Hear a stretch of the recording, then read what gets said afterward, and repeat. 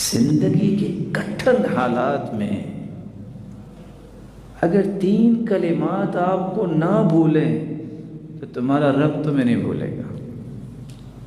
حسبی اللہ و نعم الوکیل، حسبی اللہ و نعم الوکیل، یا حی یا قیوم برحمتک استغیث، استغفر اللہ، چھوٹا سا کلمہ ہے، استغفر اللہ۔ من لازم الاستغفار جعل اللہ له من كل هم فرجا ومن كل ضيق مخرجا ورزقه من حيث لا يحتسب۔ استغفر اللہ چھوٹا سا کلمہ ہے، جو یہ کہہ دیتا ہے اللہ سختیوں سے نکلنے کا راستہ بنا دیتے ہیں،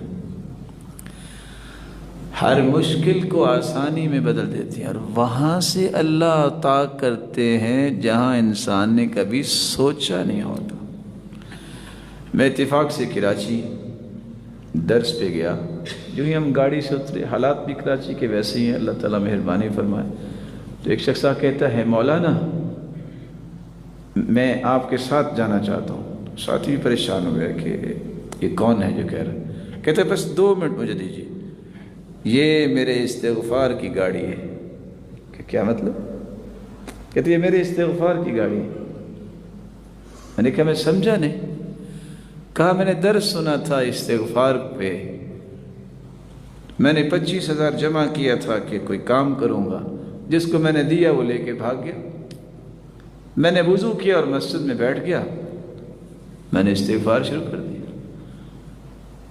میں نے 1000 مرتبہ استغفار کیا۔ اچانک سے ایک شخص آیا، کہتا تم کہاں تھے؟ میں تمہیں ڈھونڈ رہا تھا، بیٹھو میرے ساتھ، اور مجھے گاڑی پہ بٹھا کے لے گیا اور میرے نام کی گاڑی نکلوا کے کہتا ہے پیسے بعد میں دیتے رہنا۔ کہتا ہے 6 مہینے ہو گئے ہیں گاڑی میرے پاس ہے، مجھے یہ بھی پتہ نہیں وہ بندہ کون ہے۔ تو یہ میرے رب نے میرے استغفار کی مجھے گاڑی دی۔ میں نے بہت کوشش کی، مجھے پتہ ہی چل جائے کہ کون تھا، لیکن کچھ پتہ نہیں۔ وَيَرْزُقْهُ مِنْ حَيْثُ لَا يَحْتَسِبُ، اللہ وہاں سے عطا کرتے ہیں جہاں سے اس نے کبھی سوچا ہی نہیں ہوتا۔